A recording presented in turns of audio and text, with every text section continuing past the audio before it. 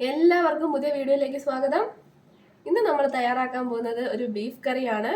അപ്പോൾ ഇതിനു മുമ്പ് ഞങ്ങളുടെ ഇട്ട വീഡിയോ ഒരു ഇടുമുഴങ്ങാമ്പാറ നൈസ് എല്ലാവരും കണ്ടിട്ടുണ്ടാവും എന്ന് വിശ്വസിക്കുന്നു. കാണാത്തവർക്ക് വേണ്ടി ഞാൻ ലിങ്ക് ഇട്ടിട്ടുണ്ടാവും, കയറി നോക്കണം. അതിനകത്ത് ഒരു ബീഫ് കറി ചെയ്യുന്ന ഒരു ചേട്ടനെ നമ്മൾ കാണിക്കുന്നുണ്ട്. ആ ടേസ്റ്റിൽ ഭയങ്കര അപാര ടേസ്റ്റാണ് കേട്ടോ പോയ കഴിച്ചവരൊക്കെ പറയുന്നത്. അപ്പോൾ ആ രീതിയിൽ നമ്മളൊന്ന് ബീഫ് കറി വെക്കാൻ പോവുകയാണെന്ന്. അത് കാട്ടിലാണ് അത് ചെയ്യുന്നത്. അപ്പോൾ അത് തന്നെ നമുക്ക് കറണ്ടോ മിക്സി അങ്ങനത്തെ സാധനങ്ങളോ ഒന്നുമില്ല. ജസ്റ്റ് കൈകൊണ്ട് കല്ലിൽ ചതച്ചെടുക്കുക, അങ്ങനത്തെ പരിപാടിയൊക്കെ ഉള്ളൂ. അപ്പം നമുക്ക് ആ ബീഫ് കറി എങ്ങനെയാണ് ചെയ്യുന്നതെന്ന് നോക്കാം. അപ്പം അതിന് വേണ്ടിയിട്ട് ഞാനിവിടെ ഒരു 250 ഗ്രാം ബീഫാണ് എടുത്തിരിക്കുന്നത്. നമുക്ക് ആദ്യം അതൊന്ന് വേവിച്ചെടുക്കാം. അപ്പം അതിന് വേണ്ടി ഞാനൊരു കുക്കർ വെച്ചിട്ടുണ്ട്. നമുക്ക് ഈ ബീഫ് അതിലേക്ക് ചേർത്ത് കൊടുക്കാം.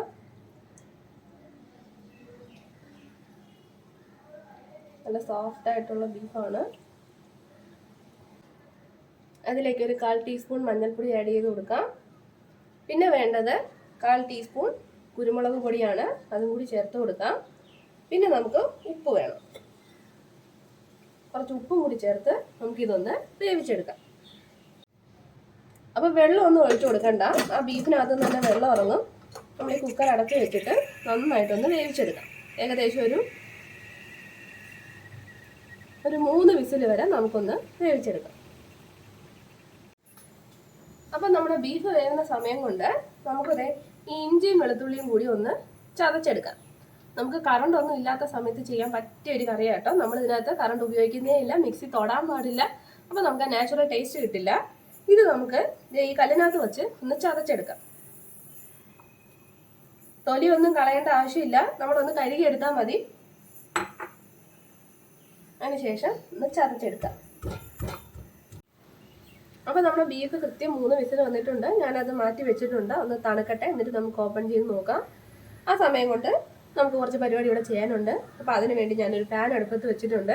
അതിലേക്ക് കുറച്ച് വെളിച്ചെണ്ണ ഒഴിച്ചു കൊടുക്കാം. എണ്ണ ഒഴിച്ച് കൂടുതൽ ഒഴിക്കാം കേട്ടോ.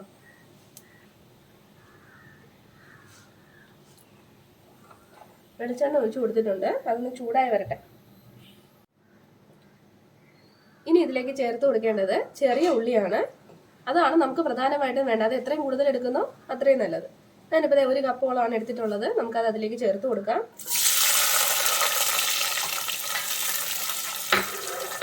ഇത് നന്നായിട്ടൊന്ന് വഴറ്റിയെടുക്കാം.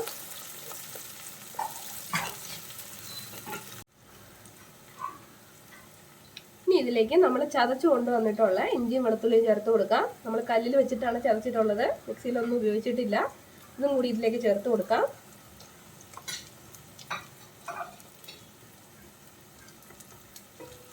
ഇനി ഇതും കൂടെ ചേർത്ത് നമുക്ക് നന്നായിട്ടൊന്ന് വഴറ്റിയെടുക്കാം.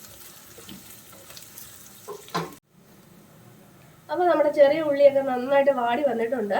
ഇനി ഇട്ടാൽ അത് കരിഞ്ഞു പോകും. അപ്പോൾ ഈ സമയത്ത് നമുക്ക് ഇതിലേക്ക് പൊടികൾ ചേർത്ത് കൊടുക്കാം. നമ്മൾ 250 ഗ്രാം ബീഫാണല്ലോ എടുത്തിരിക്കുന്നത്, അപ്പോൾ അതിനനുസരിച്ചുള്ള പൊടികൾ മാത്രം ചേർത്ത് കൊടുത്താൽ മതി.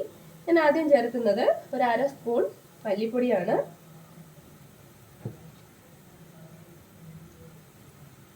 അതിലേക്ക് ഒരു ഏകദേശം ഒരു 3/4 സ്പൂണോളം മുളക് പൊടി ചേർക്കുന്നുണ്ട്. പിന്നെ ഒരു 1/4 ടീസ്പൂൺ മഞ്ഞൾപ്പൊടി. കുറച്ച് നമ്മൾ ഇട്ടാണല്ലോ ബീഫ് വേവിച്ചപ്പോൾ 1/4 ടീസ്പൂൺ മതിയാവും. ഇതിൻ്റെയൊക്കെ ഒരു പച്ച മണം ഒന്ന് മാറി വരുന്നത് വരെ നന്നായിട്ടൊന്ന് വഴറ്റിയെടുക്കാം.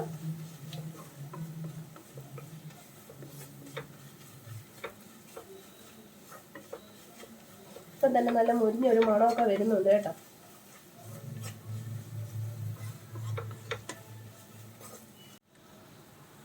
ഇനി നമ്മൾ നേരത്തെ വേവിച്ച് വെച്ച ബീഫ് നമുക്ക് ഇതിലേക്ക് ചേർത്ത് കൊടുക്കാം. നമ്മൾ ഒട്ടും തന്നെ വെള്ളം ചേർത്തിരുന്നില്ല, ഈ ബീഫിനകത്ത് നിറങ്ങിയ വെള്ളം തന്നെയാണ്, അതിൽ കിടന്ന് തന്നെയാണ് ഇത് വെന്തത്. നമുക്ക് അതിലേക്ക് ചേർത്ത് കൊടുക്കാം. ഇനി നന്നായിട്ടൊന്ന് മിക്സ് ചെയ്ത് കൊടുക്കുക. മിക്സ് ചെയ്തതിന് ശേഷം നമുക്ക് ഉപ്പ് കുറവുണ്ടെങ്കിൽ ചേർത്ത് കൊടുക്കാം കേട്ടോ.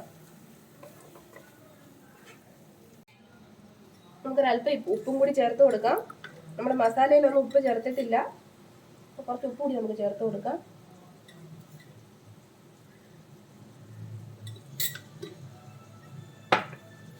നന്നായിട്ടൊന്ന് ഇളക്കി മിക്സ് ചെയ്ത് കൊടുക്കുക. ഇനി അതിലേക്ക് നമ്മൾ കുറച്ച് മീറ്റ് മസാല കൂടി ചേർത്ത് കൊടുക്കണം. ഒരല്പം മതിയാവും.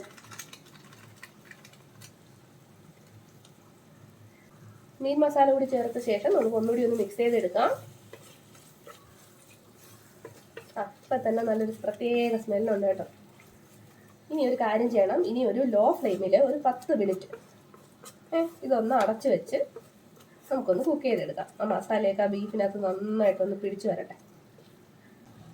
ഇനി ഒരു 10 മിനിറ്റ് നമുക്കൊന്ന് ലോ ഫ്ലെയിം ആയിരിക്കണേ, അടച്ചു വെച്ചൊന്ന് കുക്ക് ചെയ്തെടുക്കാം. അപ്പം നമ്മൾ മൂടി വെച്ച് വേവിക്കാൻ തുടങ്ങിയിട്ട് ഒരു 10 മിനിറ്റ് ആയിട്ടുണ്ട്. ലോ ഫ്ലെയിമിലാണ് നമ്മൾ കുക്ക് ചെയ്തത്. നമുക്കൊന്ന് തുറന്നു നോക്കാം. നമ്മുടെ ബീഫൊക്കെ നന്നായിട്ട് സെറ്റായിട്ട് വന്നിട്ടുണ്ട്. പിന്നെ ആദ്യമേ തന്നെ പറയട്ടെ, ഈ കറി ഒരു ഡ്രൈ ആണ്, നമുക്ക് ഒരുപാട് ഗ്രേവി ഒന്നും അതിനകത്ത് ഉണ്ടാവില്ല. നന്നായിട്ട് എണ്ണയൊക്കെ തെളിഞ്ഞ് നല്ല റോസ്റ്റ് പോലെ ആയിട്ട് വന്നിട്ടുണ്ട്. അപാര ടേസ്റ്റ് ആയിട്ടോ. നമ്മുടെ നാച്ചുറൽ ആയിട്ട് നമ്മൾ ഉണ്ടാക്കിയെടുത്ത മിക്സി ഒന്നും നമ്മൾ തൊട്ടിട്ടേ ഇല്ല. നമുക്ക് കറണ്ടൊക്കെ ഇല്ലെങ്കിലും നമുക്ക് ഈസി ആയിട്ട് ബീഫ് കറി ഉണ്ടാക്കി എടുക്കാൻ പറ്റും. എല്ലാവരും ചെയ്ത് നോക്കണം. നിങ്ങളുടെ അഭിപ്രായങ്ങൾ ഞങ്ങളെ അറിയിക്കുക. അപ്പോൾ വീഡിയോ ഇഷ്ടപ്പെട്ടെങ്കിൽ മാത്രം നിങ്ങൾ ചാനൽ സബ്സ്ക്രൈബ് ചെയ്യുക, ലൈക്ക് ചെയ്യുക, ഷെയർ ചെയ്യുക.